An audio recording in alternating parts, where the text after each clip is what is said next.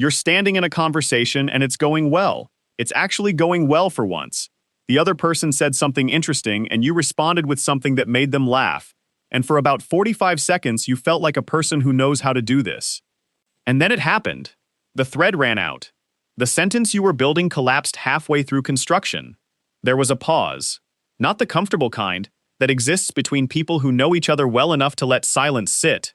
The other kind. The kind that has a texture. The kind where you can physically feel the conversation losing altitude and you're scanning your entire brain for something. Anything.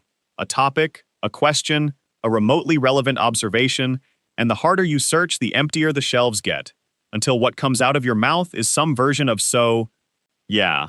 And the other person smiles politely and checks their phone, and you spend the drive home replaying the whole thing, like a crime scene investigation, trying to identify the exact second you lost it. Meanwhile, there's someone in your life, maybe several someones, who never seem to experience this. They talk to strangers in elevators. They sit next to someone at a wedding they've never met, and 40 minutes later they're laughing like old friends. They walk into a room where they know nobody, and walk out having made the kind of connections you struggle to make with people you've known for years. And you've watched them do it, studied them even, tried to reverse engineer whatever invisible thing they're doing that you're apparently not, and you came up empty, because the thing they're doing doesn't look like a technique, it looks like personality. Like they were issued a software package at birth that you simply didn't receive. They weren't. What they're running is learnable. It has moving parts. It has a structure. And the reason nobody ever taught it to you is that the people who are good at conversation mostly don't know why they're good at it. They just do it, the way you just breathe, which is incredibly unhelpful to someone who's suffocating. I said mostly, not always. And that word mostly is going to matter later in this video in a way you won't expect. Remember it. If you've ever left a conversation feeling like you failed a test nobody gave you the syllabus for, like this video right now, so it reaches the people who are convinced they're fundamentally bad at talking, when the truth is, they were never shown the mechanics of something everyone pretends is instinct. Here's the first thing you need to understand about people who never run out of things to say. They're not generating new material. They're pulling threads from material that already exists in the conversation. This is the single most important distinction between someone who feels stuck and someone who feels fluid. The stuck person treats every new moment of conversation as a blank page. The topic ended, so now they need a new topic. From scratch. In real time, under pressure. With someone watching. And that is a creative task being performed under performance anxiety, which is essentially asking your brain to write poetry during an earthquake. The fluid person isn't writing anything. They're unraveling. Something the other person said 30 seconds ago contained a detail, a word, an implication, a half-finished thought, and instead of letting it pass, they reached in and pulled it. Wait, you said you used to live in Chicago. Used to. What made you leave? That's not brilliance. That's not charisma. That's a person who listened to one sentence and found 3 possible directions inside it and chose one. The conversation didn't run out. It branched. And every branch contains more branches. The person who never runs out of things to say isn't someone who knows more words. They're someone who treats every sentence they hear as a door, with multiple rooms behind it, and they just keep walking through. Susan Brennan, a cognitive scientist at Stony Brook University, has spent years studying what she calls grounding in conversation. Her research demonstrates something that fundamentally reframes what conversation actually is. Most people think of talking as a performance. I speak, you listen, you speak, I listen. A tennis match, back and forth. And when you think of it that way, every time the ball comes to your side of the net, you feel pressure to hit it well. To say something good, something interesting, something worthy. Brennan's work shows that conversation isn't tennis, it's jazz, it's collaborative construction. Both participants are building something together in real time, and the most important moves aren't the impressive solos, they're the small, responsive signals. The "oh really" that tells the other person to keep going, the slight lean forward, the repetition of their last 3 words back to them, not as a question, but as a bridge. These micro-responses are what Brennan calls grounding cues, and they're the hidden infrastructure of every conversation that feels effortless. The person who seems to always know what to say is very often a person who is exceptionally good at signaling that they're still listening, which gives the other person permission to keep talking, which generates more material to pull threads from, which means the conversation sustains itself not because either person is performing, but because both people feel heard enough to keep going. The conversation doesn't flow because someone is pouring. It flows because no one is blocking.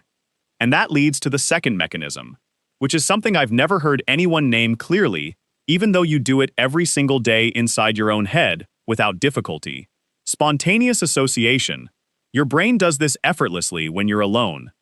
You see a coffee mug, it reminds you of the cafe you went to last Tuesday, which reminds you of the friend you were with, which reminds you of the trip you've been meaning to plan, which reminds you of the documentary you watched about that country. And within 6 seconds, your brain has traveled from a coffee mug to a documentary about Portugal without any conscious effort. That chain of association is the exact same mechanism that drives conversational flow. The only difference is that when you're alone, your brain runs the chain freely, and when you're standing in front of another human being, something clamps down on the chain and stops it cold. That something has a name. And it's not shyness. It's not introversion. It's not a personality flaw you need to overcome with enough practice and positive affirmations.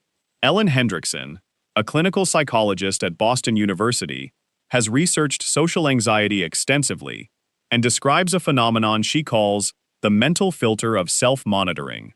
When a socially anxious person enters a conversation, their cognitive resources split.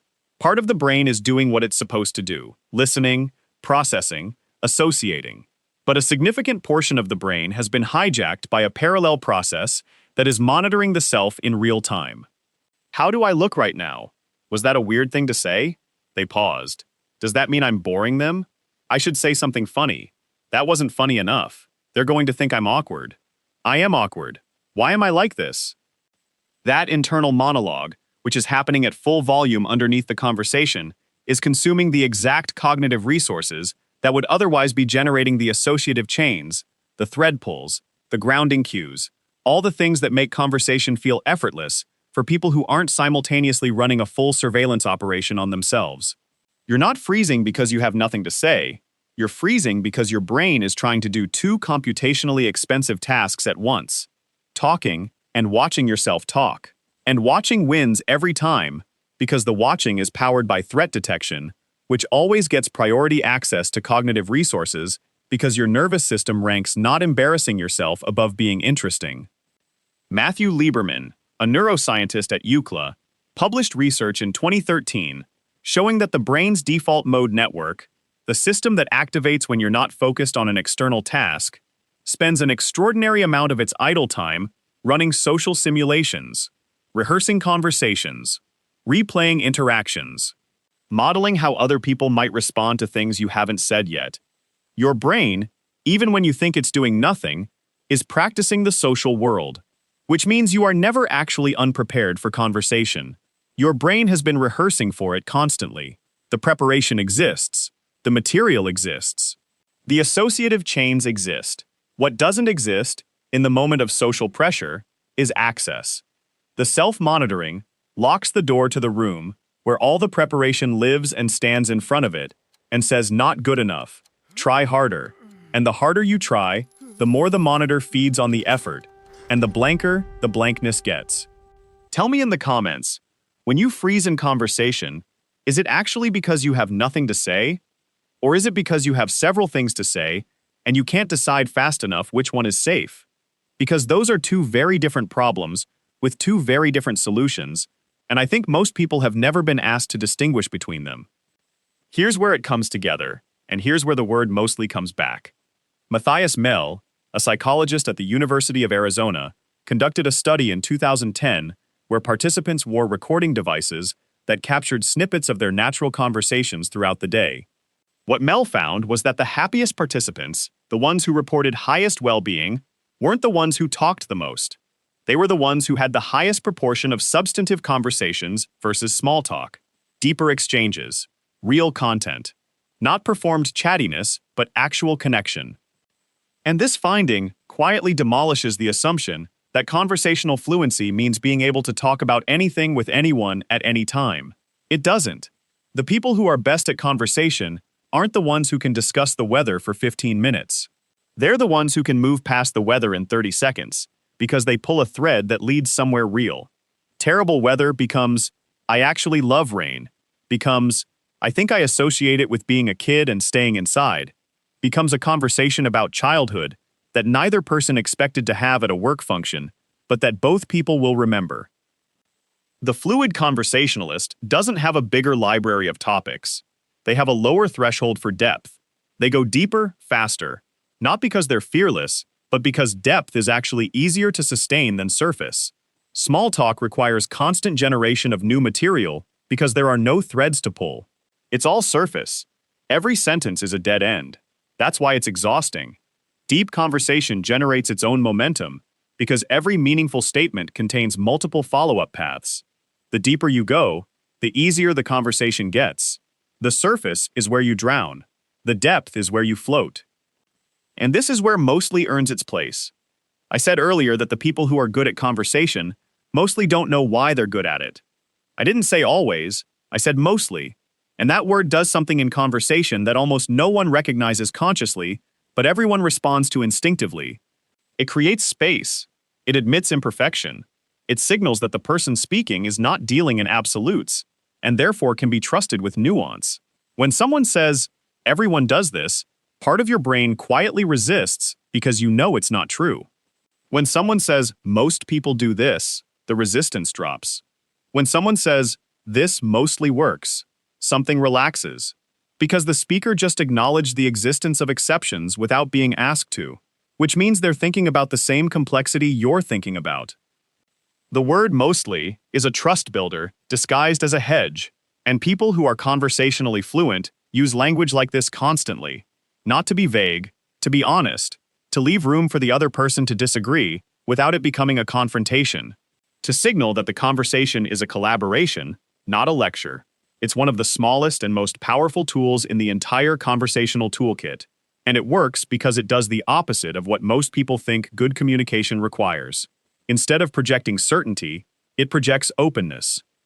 And openness is what makes someone feel safe enough to keep talking to you. So here's what you actually walk away with. Conversations don't die because you're boring. They die because you're trying to perform instead of respond. The person who always knows what to say isn't scripted. They're just listening at a frequency where every sentence someone else says contains their next 3 possible responses, and they pick one without requiring it to be perfect. You already know how to do this. You do it in your own head effortlessly. You do it over text with your closest friend. You do it in conversations where you feel safe enough to forget that you're being watched. The skill isn't missing, the safety is. And safety doesn't come from rehearsing better lines or memorizing conversation starters. It comes from slowly, gradually, repeatedly proving to your own nervous system that the conversation will survive an imperfect sentence. That the other person will not leave if you say something ordinary. That the pause you're so terrified of is actually the space where the conversation breathes. And people who are good at talking are mostly just people who learn to stop being afraid of the pause long enough to hear what comes after it. Mostly. Not always, but mostly, and that's enough. Subscribe and turn on notifications. What I'm covering next takes one of the ideas from this video and goes somewhere with it that I think will surprise you. If this one landed, that one's going to reframe something you thought you already understood. See you there.